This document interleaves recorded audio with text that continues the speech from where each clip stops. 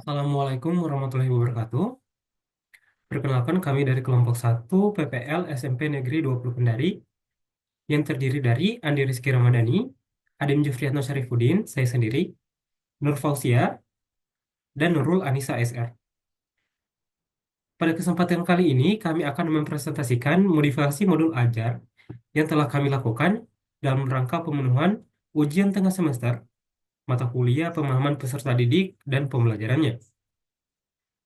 Baik, materi pertama akan dijelaskan oleh saya sendiri, yaitu modifikasi pertama yang kami lakukan adalah menambahkan informasi umum. Bisa dilihat sebelumnya, sebelum dimodifikasi, identitas yang dicantumkan pada RPP yaitu nama sekolah, mata pelajaran, kelas atau semester, materi pokok, dan alokasi waktu seluruhnya. Kemudian setelah kami modifikasi, kami menambahkan nama penyusun, kemudian elemen atau materi, yaitu elemennya adalah bilangan dan materinya adalah perbandingan. Kemudian juga pada RPP sebelum dimodifikasi, dicantumkan capaian pembelajaran, kompetisi dasar, dan tujuan pembelajaran. Setelah memodifikasi, kami tidak mencantumkan kompetisi dasar, karena pada modul ajar kurikulum merdeka, kompetensi dasar itu tidak dicantumkan. Capaian pembelajaran sebelum dan sesudah modifikasi masih sama. Yang berbeda adalah tujuan pembelajaran, yaitu di sini tujuan pembelajarannya ada dua. Yang pertama, murid dapat mengidentifikasi masalah perbandingan senilai yang tepat. Dan yang kedua adalah murid dapat menyelesaikan masalah terkait dengan nilai perbandingan senilai dengan tepat. Kami modifikasi menjadi eh, dua juga, namun kami memodifikasi sedikit dengan mengikuti kriteria SMART. Yaitu yang pertama adalah siswa dapat mengidentifikasi masalah perbandingan senilai dengan tepat dan memahami konsep dasar secara akurat. Dan yang kedua adalah siswa mampu menyelesaikan soal-soal terkait perbandingan senilai dengan tepat melalui diskusi kelompok dan latihan mandiri. Selain itu, kami juga menambahkan profil pelajar Pancasila, yaitu bernalar kritis, bergotong royong, dan mandiri. Kami juga menambahkan sarana dan prasarana yang digunakan. Kemudian mode pembelajaran yaitu tatap muka. Kemudian kami juga menambahkan model pembelajaran yaitu problem-based learning dengan pendekatan teaching at the right level dengan metode pembelajaran yaitu diskusi kelompok. Baik, itulah modifikasi pertama yang kami lakukan yaitu menambahkan informasi umum. Kemudian untuk selanjutnya, modifikasi-modifikasi berikutnya akan dijelaskan oleh rekan-rekan saya. Baiklah, perkenalkan nama saya Nur Fausia. Saya akan melanjutkan penjelasan mengenai modifikasi modul ajar yang telah kami perbaiki. Nah, modifikasi selanjutnya adalah penambahan pertanyaan pemantik. Nah, di mana pada modul ajar yang dibuat oleh guru pamong kami di sekolah, nah di situ dia tidak memberikan pertanyaan pemantik mengenai perbandingan. Nah, kami melakukan modifikasi yaitu penambahan pertanyaan pemantik. Nah, sebagaimana yang kita ketahui bahwa pertanyaan pemantik itu sangat penting digunakan untuk mengetahui pembelajaran yang telah dipelajari sebelumnya. Kemudian selanjutnya adalah penjabaran, asesmen, dan pemahaman yang lebih bermakna. Nah, pada modul ajar yang dibuat oleh guru pamong kami bahwa di situ dia tidak menjabarkan asesmen yang digunakan ataupun pemahaman yang lebih bermakna yang ada di dalam modul ajar tersebut. Jadi setelah capaian pembelajaran kemudian langsung dilanjutkan ke kegiatan pembelajaran inti. Nah, di situ dia tidak menjabarkan mengenai asesmen yang digunakan, kemudian pemahaman yang lebih bermakna. Sebagaimana yang kurikulum merdeka yang berlaku, maka kami melakukan modifikasi yaitu penjabaran mengenai asesmen dan pemahaman yang lebih makna tersebut. Nah, selanjutnya yaitu menentukan model dan pendekatan. Nah, Pada modul ajar yang dibagikan oleh Guru Pamong, tidak dijelaskan secara spesifik mengenai model dan pendekatan apa yang digunakan. Maka dari itu kami melakukan analisis pada modul ajar sebelumnya dan menemukan bahwa model yang digunakan yaitu problem based learning dengan pendekatan teaching at the right level. Nah, setelah menentukan model dan pendekatannya, kami melihat kembali kegiatan intinya apakah sudah menggunakan sintaks atau tidak.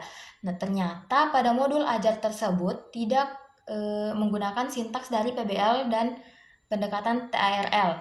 Maka dari itu kami memodifikasi kegiatan tersebut dan membagi tahapan-tahapan kegiatannya ke dalam sintaks PBL dan pendekatan teaching at the right level. Maka dari itu kegiatan intinya menjadi beberapa tahapan. Yang pertama yaitu orientasi peserta didik pada masalah, di mana pada kegiatan ini peserta didik akan diberikan suatu permasalahan mengenai perbandingan senilai. Kemudian peserta didik akan memberikan jawaban dan tanggapan terkait permasalahan tersebut. Nah, pada langkah kedua atau kegiatan kedua yaitu mengorganisasi peserta didik untuk belajar. Pada kegiatan ini, guru akan membagi peserta didik ke dalam beberapa kelompok. Kelompok ini dibagi berdasarkan kemampuan peserta didik sesuai dengan hasil dari tes diagnostik yang telah dilakukan pada bagian pendahuluan tadi. Nah, masing-masing kelompok akan diberikan LKPD sesuai dengan tingkatan kemampuan belajarnya. Kemudian yang ketiga yaitu membimbing penyelidikan baik itu secara individu maupun kelompok. Nah, pada kegiatan ini guru akan mengarahkan siswa untuk mengumpulkan informasi penting tentang konsep dari perbandingan senilai yang akan mereka gunakan pada LKPD nantinya. Nah, guru juga akan menuntun siswa untuk mengerjakan LKPD secara berkelompok melalui diskusi. Nah, pada langkah selanjutnya yaitu mengembangkan dan menyajikan hasil karya. LKPD yang sudah dikerjakan sebelumnya nantinya akan disajikan dalam bentuk presentasi. Jadi setiap kelompok akan mempresentasikan LKPD yang telah mereka kerjakan dan guru akan mengarahkan kelompok lain untuk memberikan pertanyaan, sanggahan ataupun saran kepada kelompok yang sedang presentasi. Nah, dan kegiatan terakhir yaitu menganalisis dan mengevaluasi proses pemecahan masalah. Jadi guru bersama dengan peserta didik akan mengevaluasi mengenai apa saja yang telah mereka lakukan sebelumnya. Guru akan memberikan evaluasi dan juga umpan balik kepada peserta didik terkait dengan permasalahan yang sudah dikerjakan. Nah, pada kegiatan ini juga peserta didik akan menyimpulkan apa saja yang mereka peroleh selama pembelajaran ini berlangsung. Nah, selanjutnya yaitu menghapus kegiatan Think Right Share. Mengapa kami menghapus kegiatan Think Right Share ini? Karena setelah membaca kembali kegiatan yang dilakukan pada modul sebelumnya, kami menemukan bahwa guru akan menggunakan hasil pekerjaan ini atau hasil dari Think Right Share ini untuk memetakan kebutuhan murid. Hal ini bertentangan dengan kegiatan yang dilakukan di pendahuluan, di mana pada pendahuluan sudah diadakan kuis dengan tujuan untuk memetakan tingkat kemampuan belajar peserta didik. Tentunya dua kegiatan dengan tujuan yang sama tidak dapat berada pada satu kegiatan.